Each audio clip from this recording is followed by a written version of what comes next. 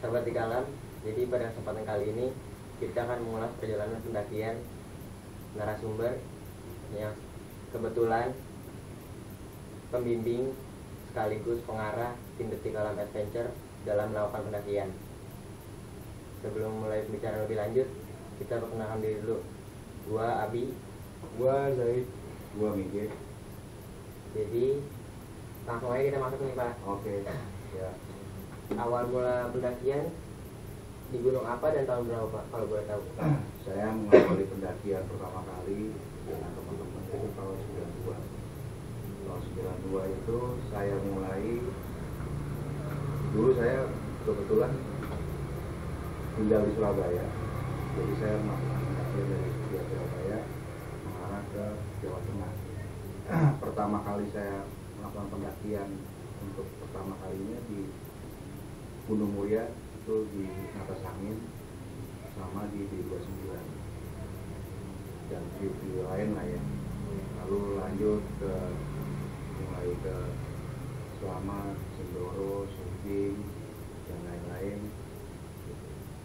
sampai dan seterusnya sampai dengan detik ini kita masih eksis walaupun Lumayan banyak juga ya Pak ya. pengalamannya. Terus dari pengalaman Bapak, histori apa sih yang paling mengesankan? Yang paling mengesankan di Sumbing ya, di Sumbing.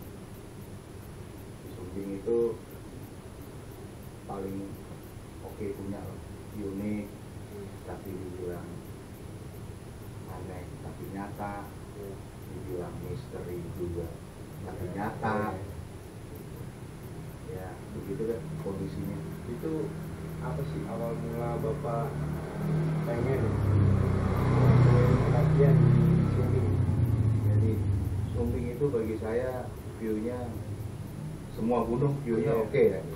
Tapi untuk lebih ininya saya mau banyak histori yang mengesankan di tahun 2000-an khususnya. Sumbing ini? Ya, di Sumbing. Transportasi menggunakan apa Pak? Transportasi waktu itu saya menggunakan umum ya. Umum naik bus. Ya. Dari mana tuh Pak? Dari saya kebetulan pada saat di tahun 2000-an yang saya ke Sumbing ini itu saya sudah berdomisili di Jakarta lagi. Terus saya kebetulan masih tinggal di sekitaran Kalimalang. Jadi saya berangkat dari PO Bus Pangkalan Jati. Mungkin sampai sekarang masih ada PO Bus. Tiba di tempat di mana tadi? Wonosobo. Wonosobo. Jadi dari sini kita berangkat kurang lebihnya pagi ya, setengah 6. Bus berangkat dari PO Bus itu mulai start jam 6 karena cuma ngambil penumpang doang di PO Bus tersebut, langsung masuk tol Jatiwaringin mengarah ke Cikampek. Sampai di Wonosobo itu jam 2:30 dan jam 3 kurang lebihnya, karena pada saat itu saya nggak gunain jam tangan. Ya, pokoknya patokannya asar gitu kan. Itu lewat via mana itu? Kalau Wonosobo saya waktu itu lewat Wongso ya. Ya. Bapak pendakian sama siapa Pak? Saya kebetulan pada saat tahun 2000-an itu saya solo hiking. Ya, solo hiking. Persiapan apa yang dilakukan Bapak untuk solo hiking? Pertama pastinya adalah mental, gitu kan. Kedua tekad. Mental sama tekad beda nih. Kalau mental ketika kita melihat kegelapan dengan kesendirian itu berbeda dengan berani. Ya, itu beda. Tapi tekad itu kita memiliki satu apa sih namanya, kuat nawa itu ya gitu kan. Apa yang dituju. Ya, Fisik juga, terus otomatis perlengkapan ya kan. Cuma pada saat itu saya menggunakan perlengkapan sederhana. Saya hanya membawa plesir, terus baju hangat, terus jas hujan, terus makanan juga logistik seadanya dengan roti, minuman yang 1 literan itu ada 2 botol gitu kan. Terus saya bekal lagi seduh kopi, terus dimasukin dalam botol juga di yang 500 ml ya. Nah, itu buat bekal supaya ada rasa-rasa aja di jalan gitu. Sambil buat nyebat gitu kan. Dan kebetulan saya pada saat itu ketika solo hiking saya lebih senang dominan simpel. Saya nggak pernah bawa nesting, saya tidak bawa kompor gitu kan. Jadi udah ya kayak survival aja lah. Pokoknya lebih pede, lebih ringkas gitu kan, lebih cepat gitu. Itu nggak Dan ada kali tambang nggak ada keinginan bawa teman atau keinginan ada, cuma pada saat itu memang kita lagi ada sebenarnya pertama hajatnya menenangkan diri, ya kan, karena ada peristiwa mungkin nggak perlu dibuka di sini. motivasi lah. Nah, Mungkin kita Itu nggak bawa tenda gitu pak? nggak bawa, kita hanya bermain presit aja, jadi ya cuman buat tidur sementara, rehat, habis itu kita pulang kok, kita menikmati puncak sebentar balik Golak berarti. pulang gitu. Jadi Tektok. ya, itu start pendakian jam berapa tuh? jadi saya kan tiba di Wonosobo itu sekitar jam 2:30 dan jam 3. Iya. Saya rehat di samping Polres Wonosobo itu ada sebuah warkop dan kebetulan ada space buat kita lesehan gitu kan, bisa buat rehat, dan kebetulan kondisinya sepi walaupun itu di samping warkopnya di samping kantor polisi kan, yang notabene kalau ini kan biasanya banyak. Iya, ramai. Nah ini tapi kondisi itu sepi sehingga saya bisa rehat ya kan, supaya bisa mengawali pendakian. Saya target pada Isa saya harus sudah melakukan pendakian gitu. Minimal mengarah ke ya pos pendakian. Kira-kira ada pengalaman apa pak saat solo hiking? Nah ini dia nih, Mulai dulu. pendakiannya historinya cukup unik yang tadi saya bilang, ya kan, dibilang aneh tapi nyata, nyata tapi aneh, dibilang misteri tapi nyata. Nah di sini yang menarik gitu. Jadi pada saat setelah saya rehat tadi, makan, minum, kopi, beberapa di warkop tadi di tempat lesehannya ada, terus tibalah yang tunggu-tunggu. Iya. Aduh pak, sebelum yang tunggu-tunggu kita ngerokok dulu. Oh Pak. iya boleh. Ada yang Ngopi ngerokok dulu. nih? Ngopi dulu. Ngopi. Santai-santai. Boleh juga. Mantap. Mantap. Tiba Ngerokok, juga nih ngerokok. saatnya nih. Iya.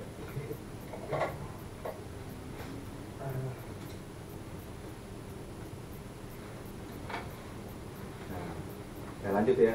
Boleh lanjut pak.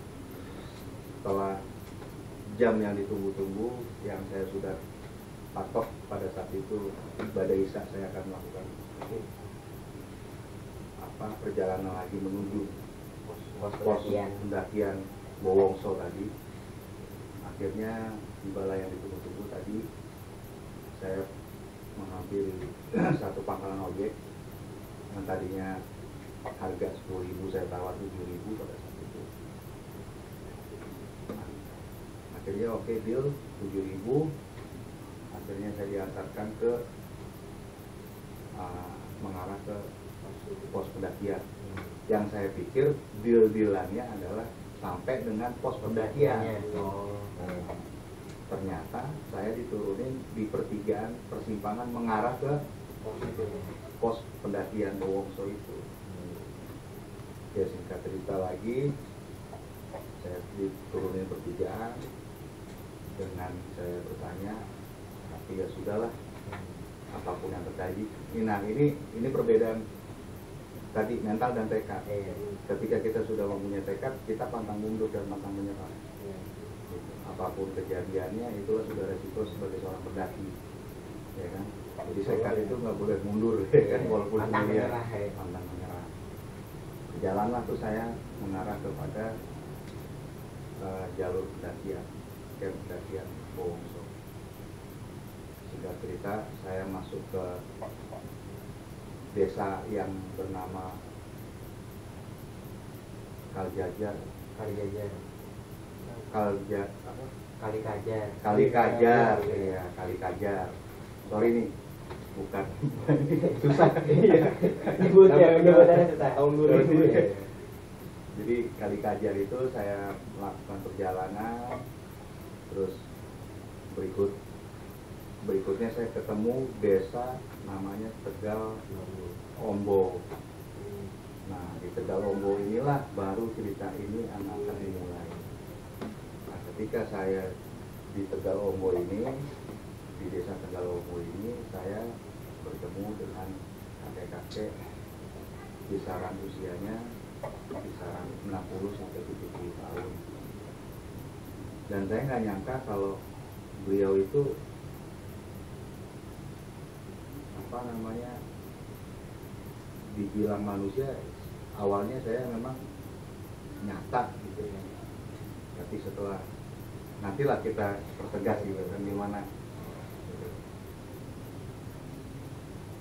Pada saat ketemu beliau bertanya dengan bahasa Jawa, saya terjemahkan aja langsung ke bahasa Indonesia ya. Mau kemana nak? Udah malam, saya mau muncak pak ke Udin. Sendirian? Iya. Habis gimana ya katanya? Saya apa? Ya udah, bapak temennya ya. Boleh pak. Nah, dengan bahasa adalah bapak itu yang menunggu salah satu perkebunan di atas, gitu. Karena memang ada perkebunan kan. Petani berarti. Ya, saya pikir semua ini beliau itu petani gitu. Memang sosoknya sosok petani gitu kan. Nah, nggak jalan tidak terlalu jauh saya ketemu dengan si kakek ini. Terus saya dihampiri seekor kucing yang tiba-tiba itu membentuk menjadi sebuah besar gitu, menjadi seekor macan. Sempat drop juga pada saat itu. Kaget. Mental saya tuh. Ini apa lagi? Ini apa lagi gitu kan? Dengan perlengkapan center yang pada saat itu yang tahu yang dari stainless yang baterai 3 ABC. Nah itu kan Seadanya. cahaya seadanya, belum seperti swab sekarang. Singkat cerita, di Tegal Ombo itu masih ada warga yang apa ya, masih pada ngopi-ngopi, rokok, gitu. Cuman ada 5-6 orang Roda gitu. pada roda. Saya tegur biasa seperti layaknya kita tamu ya kan. Ya karena memang supaya kita menjaga adab. Ya, terus kaget, orang-orang itu kaget, loh mau kemana pak? Saya mau muncak sendirian. Oh berani sendirian gitu. Itu nggak takut ya. Tapi saya pura-pura nggak tahu kalau di depan saya itu ada seekor macan lain. Tapi si warga ini bilang, ada apa sih pak? Saya tanya gitu ke warga. Itu ada macan gede banget itu di depan bapak. Masa sih? Oh saya nggak lihat. Hati-hati. Nah, terus ada yang nyaut, membuat saya juga sempet ini orang kita menegur baik gitu kan, artinya malah kita dibilang setan apa demi gitu ya. Kesel lah ya. Iya kan. Tapi udahlah, saya punya tujuan adalah menikmati alam. Tapi itu warga tadi nggak melihat yang kakek-kakek itu. Nah, anehnya itu warga tidak melihat kakek-kakek yang ada di sebelah kanan saya. Itu jelas nggak melihat. Nggak melihat. Akhirnya berjalanlah saya di lepas desa Ombo tadi mengarah ke Boso camp pendakian. Pos 1 Belum camp pendakian. Sambil cerita, ngobrol, ditanya saya asal dari mana oleh kakek-kakek tersebut, gitu kan.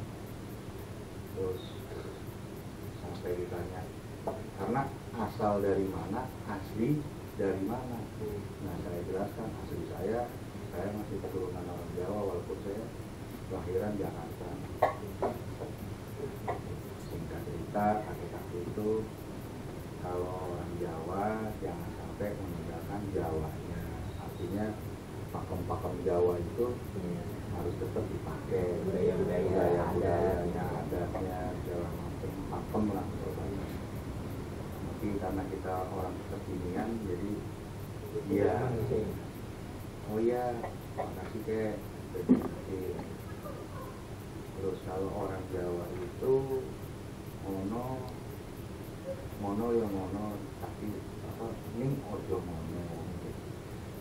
Kalau bahasa Indonesianya itu orang Jawa itu bener ya bener, tapi jangan mau benernya sendiri. Jadi harus ambil dari sudut pandang sendiri lah ya, jadi dari sudut harus pandang bijaksana, Bijaksana nggak sini. boleh ya bijaksana sini gitu kan, nggak boleh bijaksana doang gitu. Iya, sininya kan nggak gimana itu? Iya.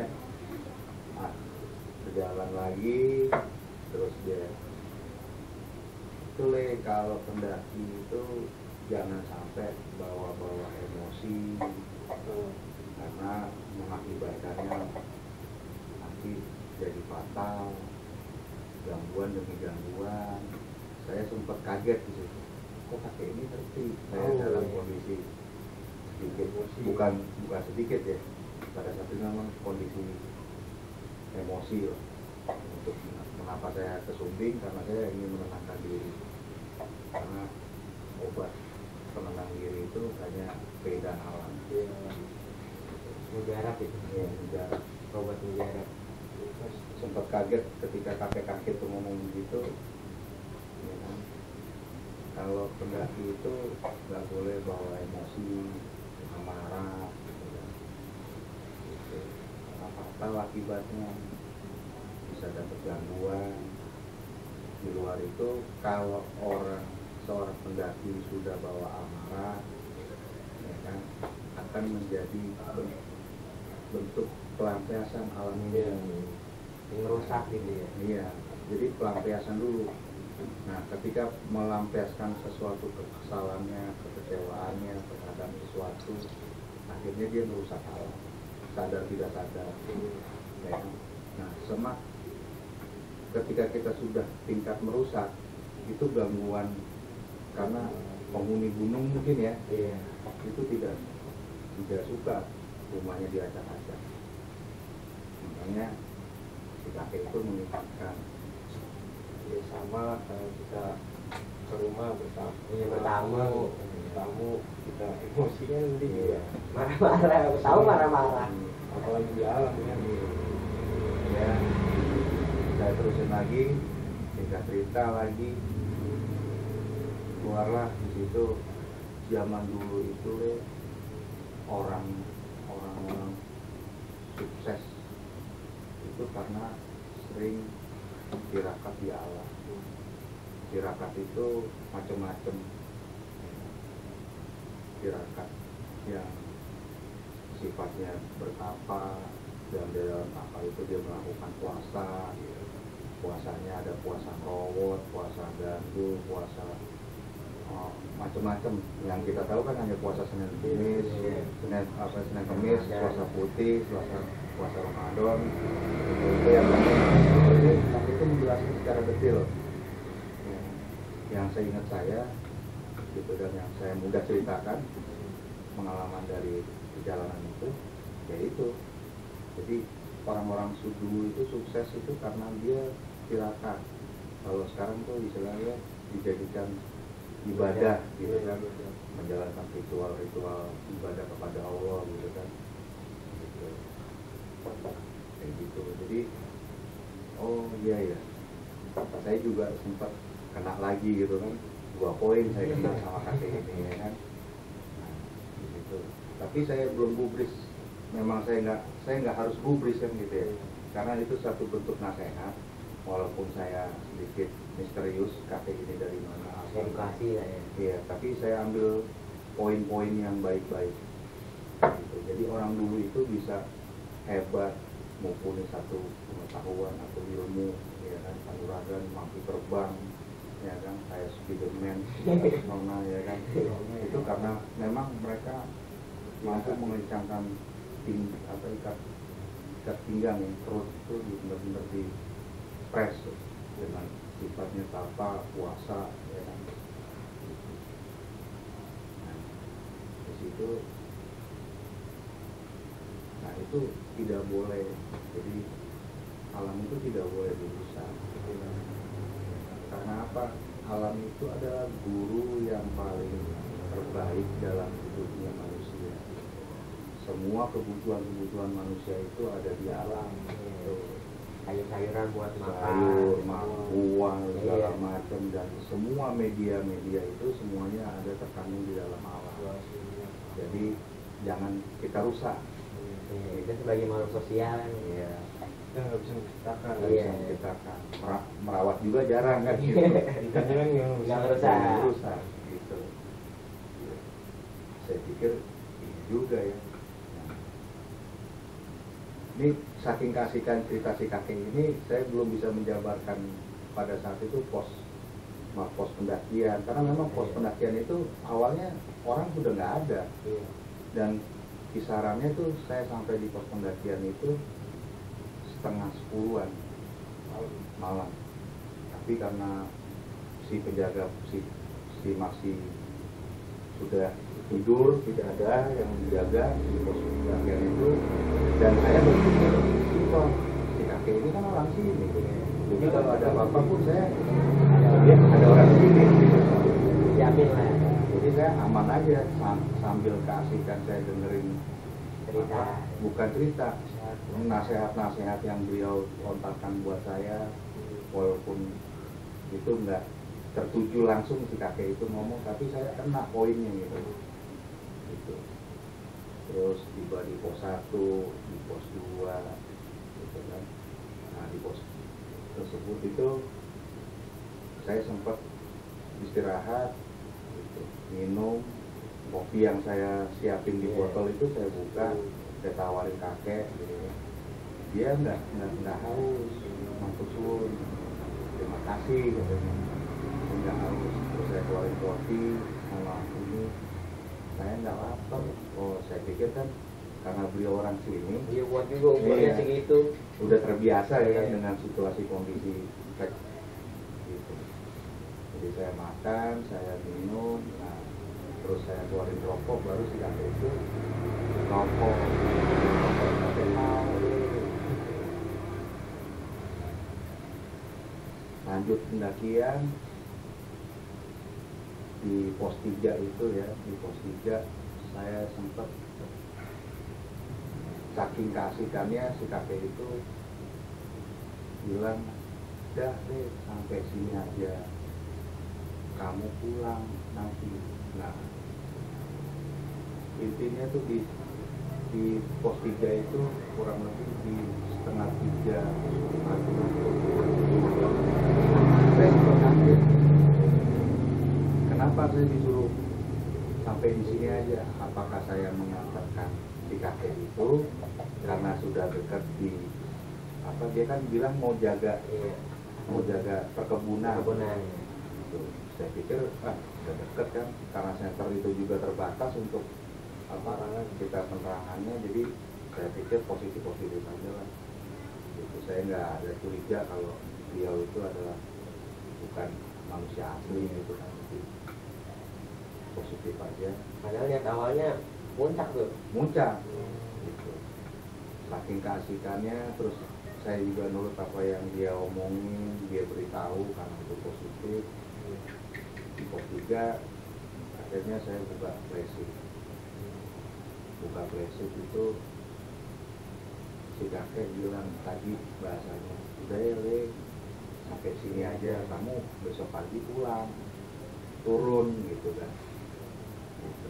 Oh iya kek, terima kasih atas obrolannya, terus sudah nemenin saya dengan target itu. Tadinya saya besok mau summit gitu kan, oke kita udah sampai di situ buka flashit, besok summit, ternyata disuruh pulang.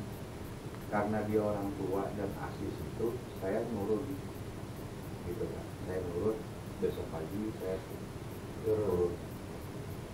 Dan pada posisi perjalanan sejauh kan dari pertigaan di jalan raya menuju Bowongso itu kan lumayan jauh tuh, 10 kilo untuk sampai ke pos camp pendakian Bowongso itu.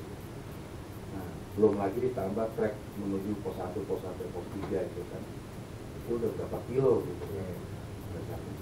Itu tidak terasa badan saya pegel, seakan-akan saya bukan melakukan pendakian, kayak mobil itu dekat sekali gitu kan.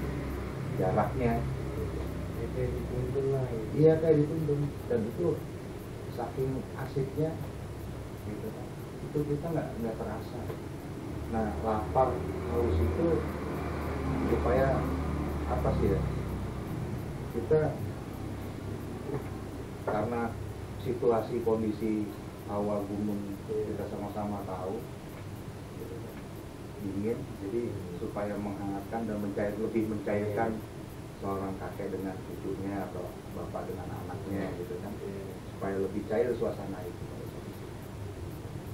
Gitu. Akhirnya saya minum lagi, terus sampai di pos 3 beliau mengatakan begitu, saya buka flashdisk dan kokokan ayam ini aneh bagi saya, ini aneh. Di pos 3 itu saya belum pernah dengar kokok ayam. Padahal nggak ada ini ya, Pak. Nggak ada perkampungan di kantor ya. Itu ada, saya mendengar sebuah kokokan ayam.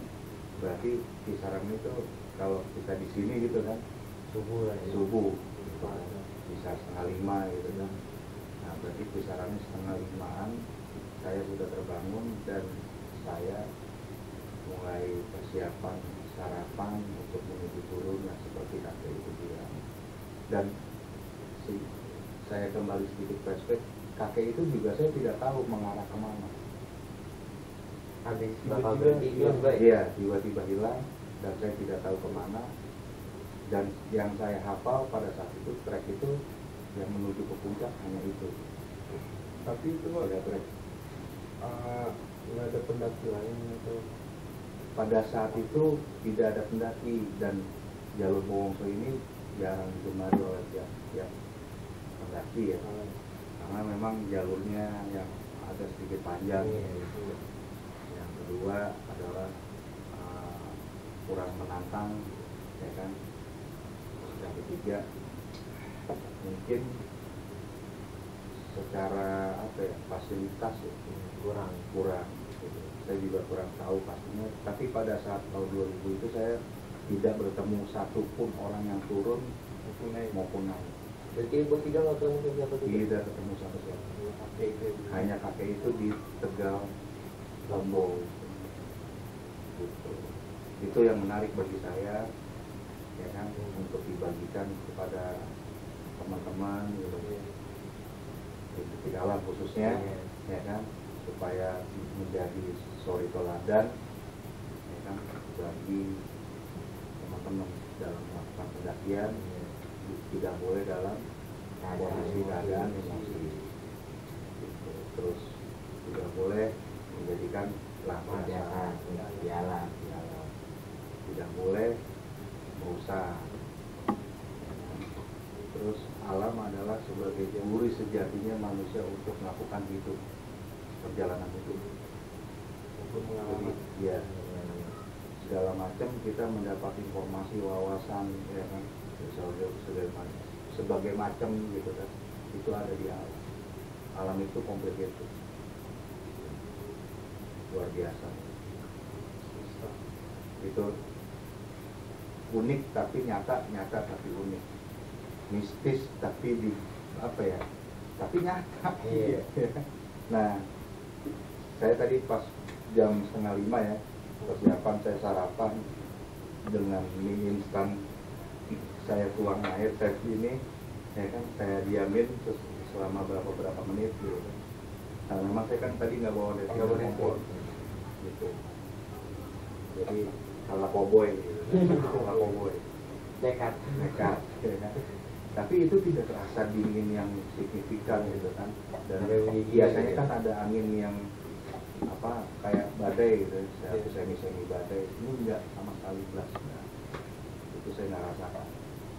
Singkat cerita saya mie jadi, saya makan gitu kan, makan secara ala koboi, terus saya makan 1 buah roti lagi dengan minum, dan kopi masih ada sisa walaupun sudah mendekati ampas gitu. Intinya ada Luput ada rasa-rasanya gitu. lumayan. Persiapan, dan saya kaget ketika jam 6, dan itu saya kayak seperti orang dihipnosis. Saya lupa pada saat perjalanan ke Sumbing itu belum pernah tahu di atas itu ada perkebunan. Iya, ternyata memang tidak ada. Saya tengok kanan kiri ketika kita turun itu nggak ada sama sekali. Jadi siapa kakek ini saya juga kurang tahu. Kalau perkenalan saya juga lupa ingat namanya, jadi saya juga nggak bisa menyebutkan namanya. Tapi saya sosoknya masih hafal.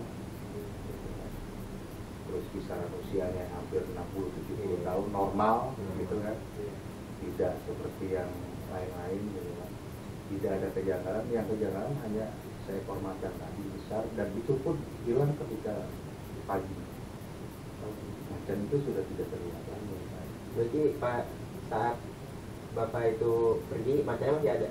Masih ada sampai di pos 3 sampai malam, sampai saya bangun sarapan itu macan masih ada, tapi tidak ngerem wow apa nakutin saya, enggak. Kayak hewan liar pada umumnya lah. Iya, itu kayak kita hewan piaraan aja. Berarti dekat gitu ya? Dekat samping. Nah, itu Luar biasa. ngejagain gitu ya. Iya. Sampai debat lagi nih. Silakan Pak, silakan Pak. Gitu. Nah, itu yang saya bilang unik. Luar biasa. Dari samping keindahan Gunung Sumbing, walaupun sampai di pos 3, Tapi ada edukasinya, dan saya cukup bisa menikmati karena puncak adalah sebuah bagian bonus dari perjalanan pendakian gitu. Walaupun di pos ini kita tetap di gunung, sama-sama di gunung. Sama-sama di gunung, sama-sama bisa melihat dataran rendah. Iya. Gunungnya udah nggak kelihatan, jadi bibit. Karena situasinya memang begitu kondisinya, dan itu replikanya Rinjani 11-12 loh itu. hampir 11-12 mirip. Panjangnya gitu. Iya.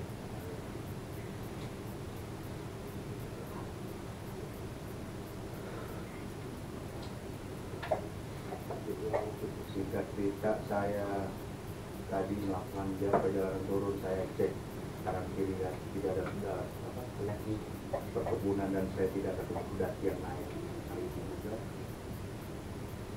Itu sampai di Polres Wonosobo lagi, itu saya sampai jam sekitar Luar komen tadi berangkat tadi. Iya, di awalnya lapor saya berangkat itu asar saya sampai di situ. Dan Pak Burhan juga kan saya perkenalan dengan si pemilik warung itu, kopi tersebut namanya Pak Burhan. Mudah-mudahan Pak Burhan nonton YouTube Detik Alam dan bisa berjumpa lagi, ya kan? Ketika kita ke Wonosobo, ya. Mudah-mudahan Pak Burhan tetap sehat, tetap maju usahanya. Semoga kita bisa jumpa, ya kan, bersama Bu Detik Alam menuju Sumbing, dia Wonosobo, Wongso.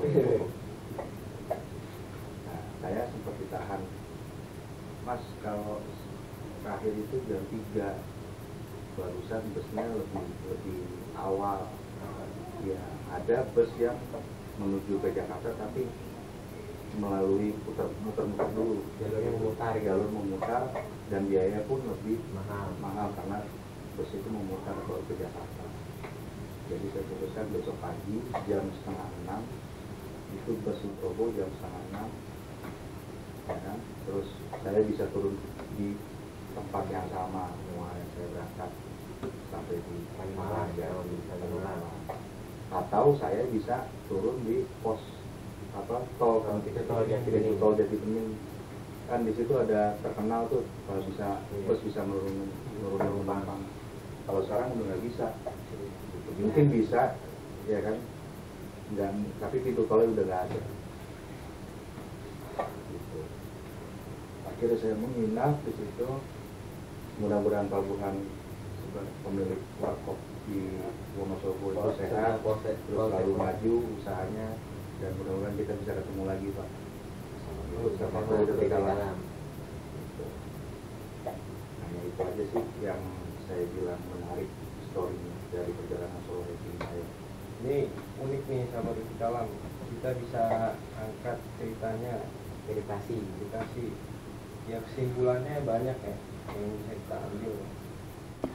Oke sahabat Detik Alam, jadi kesimpulannya adalah yang pertama, dalam pendakian kita tidak boleh dalam keadaan emosi, apalagi amarah. Yang kedua, alam bukan tempat untuk pelampiasan. Yang ketiga, alam tidak pantas untuk dirusak. Yang keempat, alam adalah guru sejati bagi manusia untuk melakukan perjalanan hidup. Kisah pendakian solo hiking yang dilakukan oleh Bapak Mige selaku narasumber sekaligus pengarah dan pembimbing tim Detik Alam Adventure dalam melakukan pendakian. Mohon maaf bila ada kesalahan kata, tempat, dan daerah. Dan jangan lupa kritik dan sarannya untuk pengembangan channel Detik Alam Adventure. Oh iya, jangan lupa like, komen, dan subscribe channel kami di Detik Alam Adventure. Salam Detik Alam.